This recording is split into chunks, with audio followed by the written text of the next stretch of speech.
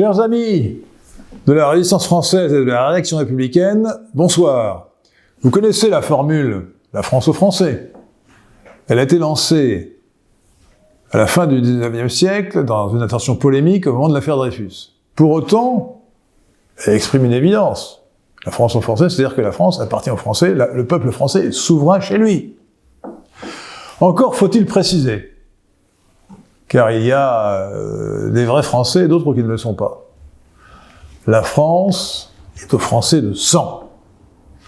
La France est aux Français de sang, et les millions de Français à qui on a accordé la nationalité française sans qu'ils fussent assimilés sont des Français de papier qui ne sauraient prétendre que la France est à eux. Je ne nie pas que les Français d'adoption, les immigrés ou allogènes assimilés à la communauté nationale, soient aussi de vrais Français. Mais eux-mêmes ne peuvent pas contester aux Français de sang d'être les seuls à pouvoir représenter la France et à pouvoir assumer sa souveraineté nationale. Alors, il est aisé de définir le Français de sang. Un Français de sang, c'est un Français qui a du sang français et qui a même une majorité de sang français. Mais le sujet est tellement important qu'il faut préciser. Et je vous propose une définition rigoureuse du Français de sang, que je vais vous lire. Les Français de sang sont les Français de race caucasoïde, dont la majorité des ancêtres en l'an 1000 étaient des sujets chrétiens du royaume de France ou des provinces voisines annexées par la suite, et qui en font encore partie aujourd'hui. Les autres hommes, parfaitement respectables, ne sont pas des Français de sang, ce sont des allogènes, qu'ils soient Français d'adoption, Français de papier ou étrangers, quelle que soit donc leur nationalité. Français de sang, l'expression est bien meilleure que Français de souche. Et j'y vois quatre raisons même. La première, c'est qu'une souche, ça peut désigner l'origine d'une lignée, mais qu'il nous faut non seulement l'origine de la lignée, mais la majorité des ancêtres. La deuxième raison, c'est qu'une souche, c'est d'abord ce qui reste du tronc de l'arbre quand on l'a coupé, et donc déraciné. Il faut avouer que la connotation est désagréable. La troisième raison, c'est que l'expression français de souche se prête à une plaisanterie désagréable et odieuse même, qui a été faite par une certaine immigrée algérienne qui a parlé des sous-chiens. Sous-entendu, les sous-chiens en dessous du chien. Sachant que le chien est un animal particulièrement méprisable et méprisé dans les pays musulmans. Et la dernière raison, c'est que le Français de sang rappelle que nous avons du sang français, et nous appelle à la fraternité raciale, en prenant le mot race au sens large, de fond génétique. Et je vous rappelle, de surcroît, la devise du Parti national libéral, liberté individuelle, égalité civique, fraternité raciale. Alors bien sûr, j'insiste sur ce point, les Français seront tenus pour Français en l'an 1000, même s'ils n'étaient pas Français encore, parce que la province n'avait pas été annexée. Je pense à l'Alsace, la Lorraine, la Franche-Comté, la Savoie, la Provence, le comté de Nice. Au passage, je précise que la Bretagne a toujours été dans le royaume de France et que ceux qui prétendent le contraire confondent le domaine royal et le royaume. Alors l'an 1000 peut vous paraître une date lointaine. Pourquoi faut-il prendre cette référence aussi lointaine ? Parce que la France n'a quasiment pas connu d'immigration entre 550 et 1850, mais elle a quand même eu une immigration normande au IXe siècle, qui a donné son nom à la province qui porte aujourd'hui son nom, la Normandie. Et puis, en vérité, la nation française naît au XIe siècle, après l'installation de la dynastie capétienne. Et, je suis obligé de le dire, l'an 1000 permet d'exclure rigoureusement de la communauté des Français de sang les Romanichels, population originaire de l'Inde, qui ne sont arrivés qu'au XIIIe siècle, et qui ne peuvent en aucun cas, à l'évidence, être considérés comme des Français de sang. Ils ne sont toujours pas assimilés 700 ans après. Alors bien sûr, objection évidente, on ne connaît pas ses ancêtres en l'an 1000. Ils ne peuvent qu'être présumés. Mais cette objection n'est pas très gênante. Parce qu'on ne demande pas que 100% des ancêtres en l'an 1000 soient français, ou issus des provinces voisines. Non. On demande simplement que 50%, que plus de 50%, 51% des ancêtres soient français. Et comme la population de la France, jusqu'à une date récente, jusqu'en 1850, était extrêmement stable, ben, il suffit que nos ancêtres, aussi loin qu'on puisse remonter, soient des Français chrétiens non romanichels, pour être sûr que la majorité des ancêtres étaient français en l'an 1000.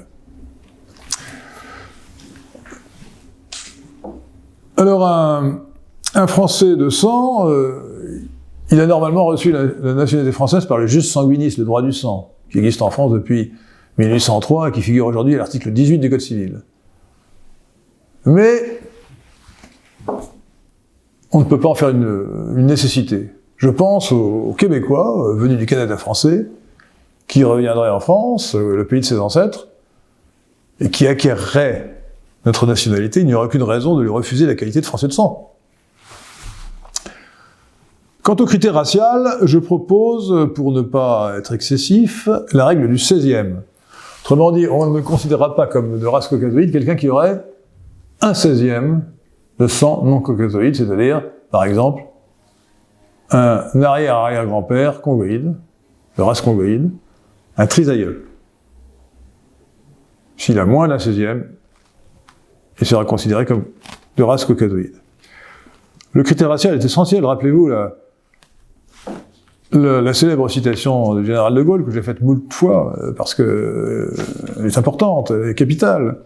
De Gaulle disait, en 1959, et ses propos ont été rapportés par Alain Perfit, c'est très bien qu'il y ait des Français noirs, des Français jaunes, des Français bruns.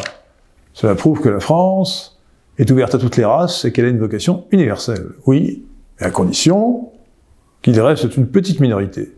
Sinon, la France ne serait plus la France. Nous sommes quand même avant tout un peuple européen de race blanche, de culture grecque et latine, et de religion chrétienne. Fin de citation. Alors, on peut regretter que cette définition rigoureuse écarte la Corse et les Corses. Mais il faut bien admettre que la Corse, géographiquement, historiquement et culturellement, appartient à l'Italie, comme la Sardaigne voisine. Et il faut bien reconnaître dans la foulée qu'il ne manque que la nationalité pour que les Corses soient des Italiens de sang. Cette définition exclut aussi les Romanichels, nous l'avons dit, mais elle exclut également les Juifs. Les Juifs sont des immigrés comme les autres. Ils ont été expulsés de France en 1394, et en 1789, lorsqu'ils ont été émancipés, ils n'étaient que quelques milliers. Ils sont arrivés par la suite, au XIXe et surtout au XXe siècle. Le décret Crémieux de 1870, qui a donné la nationalité française aux Juifs d'Algérie, ne leur a pas donné des ancêtres en l'an 1000, et encore moins des ancêtres chrétiens en l'an 1000. Enfin, les habitants des territoires extérieurs, départements et collectivités d'outre-mer, la Martinique, la Guadeloupe, etc. Pour la plupart, ne sont pas des Français de sang, ne serait-ce que parce qu'ils ont plus d'un 16e de sang non caucasoïde. Exception, évidemment, des Caldoches de Nouvelle-Calédonie ou des Békés de la Martinique. Vous voyez qu'il y a 3 sortes de Français, selon la loi. Les Français de sang, donc, les Français d'adoption, immigrés assimilés, parce qu'ils ont rejeté le communautarisme, qui ne vivent pas à part avec ceux qui ont la même origine qu'eux, mais qui se mêlent aux Français de sang, et les Français de papier, qui ne sont pas de vrais Français, qui devraient, en conséquence, être déchus de la nationalité française au plus vite, qu'ils soient binationaux ou non. Les Français de sang sont les vrais Français, par opposition aux Français de papier, c'est-à-dire à ces Français issus d'immigration et inassimilés. Les Français d'adoption sont aussi de vrais Français, mais ils n'ont pas les mêmes titres à représenter la nation française. L'assimilation est la clé du problème. Elle ne se confond pas avec une prétendue intégration, qui ne veut rien dire. L'assimilation fait des Français immigrés allogènes, et surtout de leur descendance, de vrais Français. Dans une nation bien constituée, et fière de son identité, le chef de l'État, autrefois le roi, l'empereur, aujourd'hui le président de la République, devrait être toujours un Français de sang. Ça n'a pas toujours été le cas, hein, et c'est bien regrettable. Mais sous la 3e, la 4e et la 5e République, il n'y a eu qu'une seule exception. Nicolas Sarkozy, qui n'avait qu'un quart de son français. Alors Nicolas Sarkozy, qui a été 5 ans président de la République, donc entre 2007 et 2012, avait des raisons de se vouloir peut-être plus français que les autres, comme un néophyte de la nationalité française. Et à l'inverse, il a montré, dans son livre de 2006, le mépris qu'il avait pour les Français de sang. Et pour la France, donc. Vous voyez ce qu'il disait? La France d'après, je cite, la France d'après, c'est une France où l'expression français de souche a disparu. Vous vous rendez compte?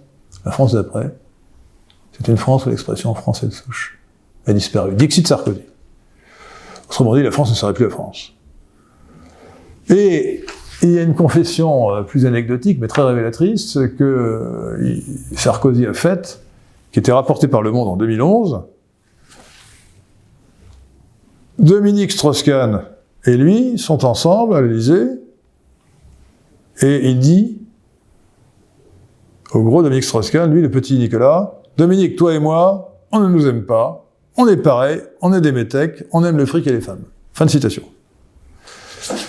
Chers amis de la résistance française et de la réaction républicaine, la France, c'est la communauté des Français de sang. Voilà ce qu'est la France. Donc les immigrés doivent s'assimiler à la communauté nationale, sont donnés des leçons de patriotisme aux vrais Français, ou à ceux qui sont plus Français qu'eux, puisqu'ils sont Français de sang. Et pour devenir Français, il faut qu'ils acceptent de s'assimiler à la communauté nationale, et qu'ils rompent avec le communautarisme. Je le répète, c'est essentiel. Et nous ne pouvons accepter ces immigrés, même en voie d'assimilation, qu'en très petite quantité, pour que la France reste la France des Français de sang. Qu'elle garde son identité, qui a fait sa grandeur. Le surplus des immigrés, que nous ne pourrons pas assimiler, parce qu'ils sont de religion juive ou musulmane, ou parce qu'ils sont de race congoïde, devra être réémigré, et le plus tôt sera le mieux.